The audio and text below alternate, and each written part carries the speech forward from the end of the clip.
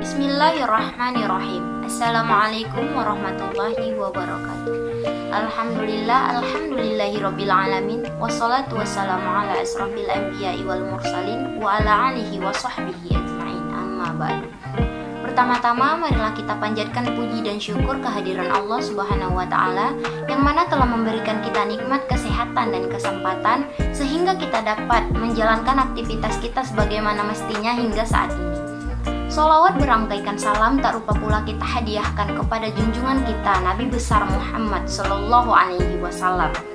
Kami dari kelompok 13 sesi 25 ingin menjelaskan sedikit materi kami yang berjudul Peran dan Pemanfaatan Teknologi Informasi dan Komunikasi dalam Pendidikan.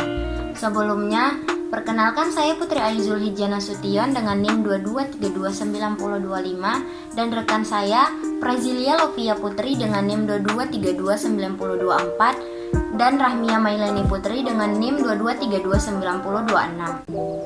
Pengertian teknologi informasi dan komunikasi. Dalam Kamus Oxford tahun 1995, teknologi informasi adalah studi atau penggunaan peralatan elektronika, terutama komputer untuk menyimpan, menganalisis, dan mendistribusikan informasi apa saja termasuk kata-kata, bilangan, dan gambar.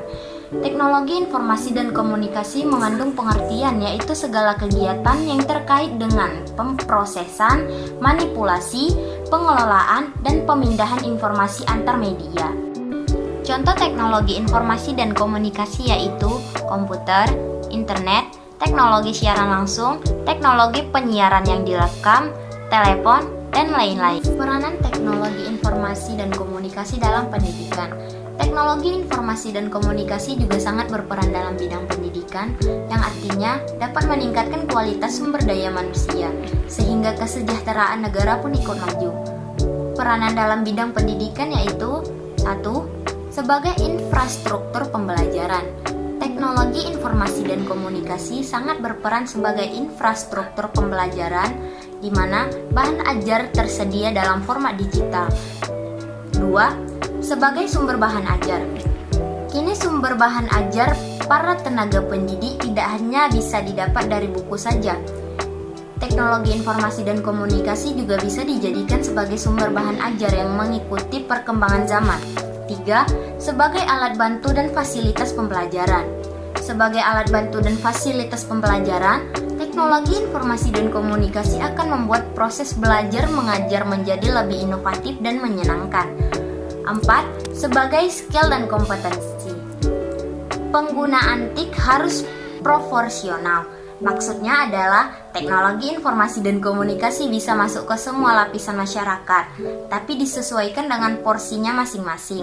5. Sebagai sumber informasi penelitian. Proses penelitian dalam dunia pendidikan jadi lebih mudah dilakukan berkat adanya teknologi informasi dan komunikasi sebagai sumber informasi.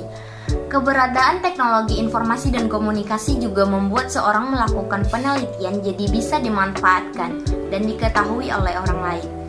6. Sebagai media konsultasi. Internet banyak dimanfaatkan sebagai media berkonsultasi dengan pakar yang berada di tempat lain. Baik tenaga pendidik maupun pelajar sama-sama bisa memanfaatkan untuk mendukung kegiatan belajar mereka langsung dari pakarnya tanpa harus mengeluarkan biaya mahal. 7. Sebagai media belajar online. Banyaknya website, blog, forum atau aplikasi yang kini banyak tersedia di internet membuat siapa saja bisa belajar secara online. Contohnya saja ada perpustakaan online, yaitu perpustakaan dalam bentuk digital yang menggunakan internet sebagai wadahnya. Pemanfaatan TIK dalam pendidikan. 1. Teknologi bisa membantu guru mengajar. Teknologi bisa menjadi alat bantu bagi guru untuk menyampaikan bahan ajar mereka kepada para siswa. Dengan menggunakan teknologi dalam proses belajar, tentunya guru bisa menyampaikan materi dengan sangat mudah dan efektif. 2. Teknologi memicu kreativitas guru. Teknologi bisa menciptakan daya kreativitas guru. Mereka bisa kreatif dalam menciptakan metode dan mengajar. Dengan adanya teknologi, mereka terpacu untuk berkreasi karena teknologi hanyalah sebuah alat yang memerlukan seseorang untuk mengoperasikannya. Tanpa guru, teknologi tidak bisa berdampak secara maksimal dalam dunia pendidikan. 3. Teknologi membantu siswa belajar. Pengimplementasian teknologi dalam proses belajar mengajar akan membuat siswa lebih tertarik mengikuti pelajaran. Jika siswa sudah tertarik dengan apa yang guru akan ajarkan, maka tidak perlu lagi mereka untuk meminta siswanya serius dalam belajar. Siswa akan lebih aktif dan tidak akan merasakan kebosanan akibat belajar. 4. Teknologi menciptakan kegiatan belajar yang mengasihkan. Dengan adanya teknologi, guru bisa menciptakan atmosfer belajar yang menarik. Hal ini sangat bagus untuk memicu daya paham para murid agar mereka cepat memahami apa yang disampaikan oleh guru. 5. Memudahkan siswa mencari sumber belajar. Teknologi informasi khususnya internet menyediakan berbagai macam sumber belajar yang bisa diakses oleh siswa kapanpun dan dimanapun. Mereka bisa mendapatkan semua referensi yang mereka butuhkan secara gratis. Semakin banyak mereka belajar dari sumber yang berbeda-beda, semakin pintar siswa tersebut. 6. Teknologi bisa menaikkan standar sekolah. Sekolah yang menggunakan teknologi dalam proses mengajar akan meningkatkan mutu sekolah tersebut tentunya. Sekolah yang bermutu akan menjadi sekolah terfavorit dan menjadi tujuan bagi siswa untuk belajar di sekolah itu. 7. Teknologi menjadikan siswa memiliki wawasan luas. Siswa yang memanfaatkan teknologi dengan baik dan benar akan memiliki wawasan yang luas. Mereka bisa mendapatkan informasi atau perkembangan dunia terbaru dengan cepat. Bahkan mereka bisa aktif di dalam forum-forum komunikasi internasional yang bisa melatih diri mereka menjadi siswa yang proaktif. Contoh pemanfaatan TIK dalam pendidikan. 1. Pembelajaran berbasis komputer. Semua orang tentu saja tahu apa itu komputer. Dalam bidang pendidikan, pengenalan teknologi satu ini sangat penting karena banyak sekali manfaat yang bisa diberikan oleh komputer, seperti untuk mengelola file, tulisan, dan sebagainya. Dalam tingkatan yang lebih tinggi, komputer ataupun laptop dapat digunakan untuk berkarya, baik itu dalam bidang desain, seni, musik, dan lain-lain.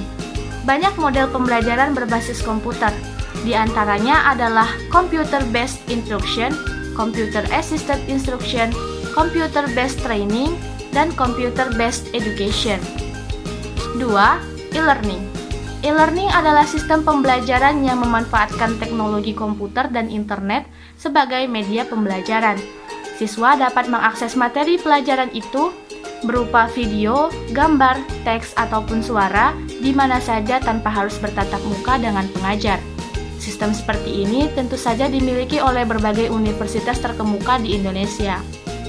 Pengayaan konten seperti materi yang dapat diunduh siswa, ujian online, ataupun sistem penilaian siswa dalam bentuk website.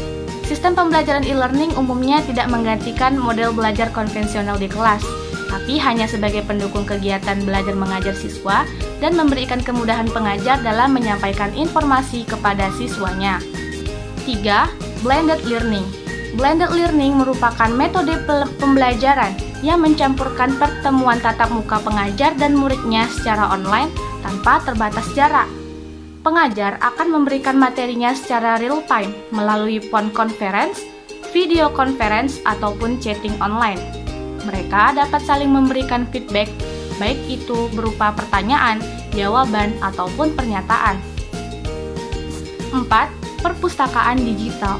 Menurut Association of Research Library atau ARL, tujuan dari perpustakaan digital adalah untuk memberikan kelancaran dalam proses pengembangan yang sistematis dengan cara menyimpan, mengumpulkan, dan mengorganisasi pengetahuan dan informasi dalam format digital.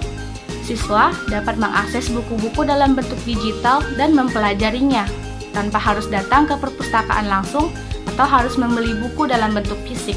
Tentu saja ini menguntungkan karena siswa dapat belajar dimanapun dan kapanpun. 5. Penggunaan alat pendukung kegiatan belajar mengajar. Proses belajar mengajar tidak selalu pengajar menyampaikan bahan ajar melalui lisan, namun bisa juga menggunakan video, gambar, atau materi yang dibuat menggunakan komputer ataupun laptop. Kemudian, ditampilkan lagi menggunakan teknologi berupa proyektor agar objek lebih besar dan dapat dilihat oleh semua siswa. Karena teknologi terus berkembang, sudah seharusnya dunia pendidikan mengikuti perkembangan teknologi tersebut agar terjadinya sinkronisasi yang baik antara siswa ketika dia kembali di lingkungannya atau berhadapan dengan dunia kerja. Sekian penjelasan materi dari kelompok kami, kurang lebihnya kami mohon maaf. Wassalamualaikum warahmatullahi wabarakatuh.